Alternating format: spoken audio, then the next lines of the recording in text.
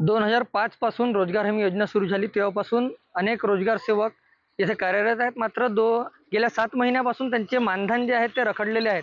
त्यामुळे अनेक रोजगार सेवकांवर उपासमारीची वेळ आलेली आहे आणि आपल्यासोबत यावर बोलण्याकरिता रोजगार सेवक आहेत। आपण त्यांच्याकडून त्यांच्या समस्या थेट जाणून घेऊया। काय सांगाल, आपल्या गेल्या 7 महिन्यांपासून आपले मानधन जे आहेत ते रखडलेले आहेत आणि काय आपली आता भूमिका राहणार आहे?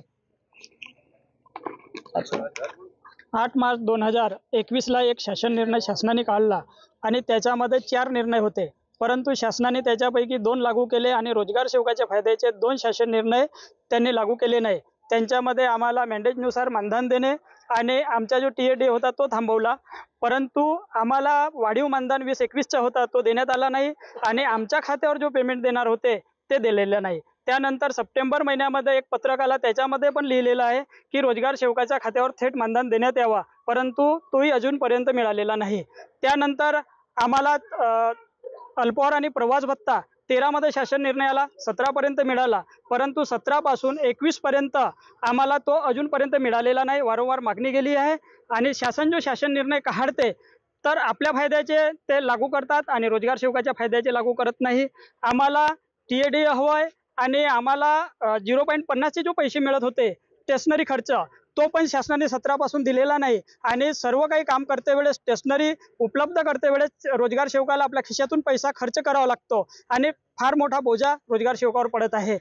आणि आता 3 ऑक्टोबर 2024 ला एक शासन निर्णय निघालेला आहे, त्याच्यामध्ये रोजगार सेवकाला 8,000 रुपये मानधन आणि 10,000 मॅन्डेट झाल्यावर 2,000 प्लस म्हणजे त्याच्यामध्ये आम्हाला प्रवास भत्ता आणि मोबाईलचा खर्च असा दिलेला आहे। परंतु 10 महिने लोटून सुद्धा शासनाने त्याची अंमलबजावणी केली नाही, आम्हाला पैसा दिलेला नाही। उलट 6 महिने झाले, 7वा महिना चालू आहे, आम्हाला 1ही रुपया मिळालेला नाही। मला हे म्हणायचं आहे की शासनाने त्या नरेगामध्ये काम करणारे सर्व जो कर्मचारी आहेत त्यांना वेळेवर मानधन होतो, फक्त रोजगार सेवकाच्याच मानधन का थांबवला जातो आणि आम्हाला जर हा मानधन मिळालेला नाही त्या कारणास्तव आम्ही हा कामबंद आंदोलन ठेवलेला आहे आणि जेव्हापर्यंत आम्हाला आमचा मानधन आमच्या खात्यावर मिळणार नाही तेव्हापर्यंत आमचा कामबंद आंदोलन चालूच राहील आणि समोरची भूमिका जर आम्हाला मिळाला नाही तर याच्यानंतर आम्ही तीव्र आंदोलन करू आणि समोर आम्ही शासनापर्यंत जाऊ आणि तुमच्या माध्यमातून शासनापर्यंत बातमी पोहोचावी हीच आमची अपेक्षा आहे। नक्कीच, तर यांना गेल्या 7 महिन्यापासून मानधन मिळालं नाही, अनेक अडचणींचा सामना यांना करावा लागतो। आपल्यासोबत बोलण्याकरिता जिल्हाध्यक्ष आहे त्यांचे, आपण त्यांच्याकडून जाणून घेऊया।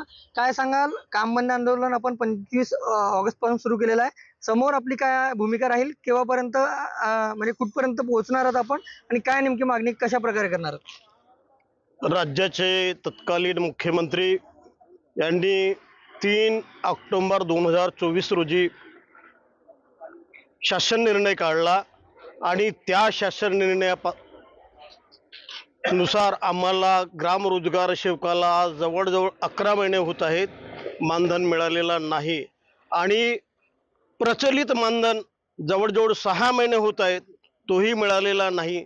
त्यामुळे आम्ही 25 ऑगस्ट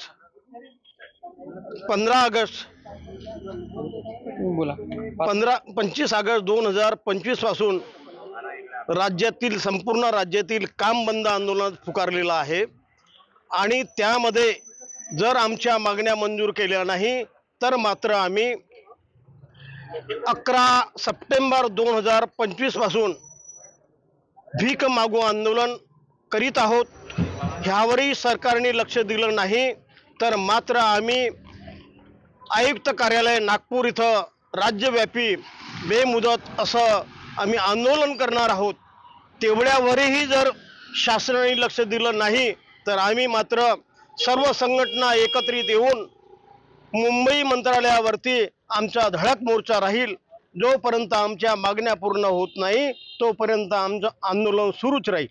नक्कीच, खरं पाहायला गेलं तर ज्या पद्धतीने यांचे मानधन रखडलेले आहेत, अनेक अडचणींचा सामना करावा लागतो आणि वारंवार मागण्या करून विनंत्या करून जर प्रशासन ऐकत नसेल तर आता नेमकं आंदोलनाची भूमिका यांना घ्यावी लागेल असा इशारा सुद्धा दिलेला आहे।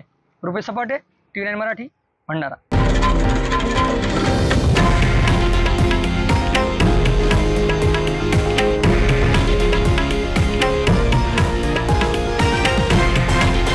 हे आहे देशातील नंबर 1 न्यूज नेटवर्क आणि आपण पाहत आहात TV9 मराठी, एकमेव।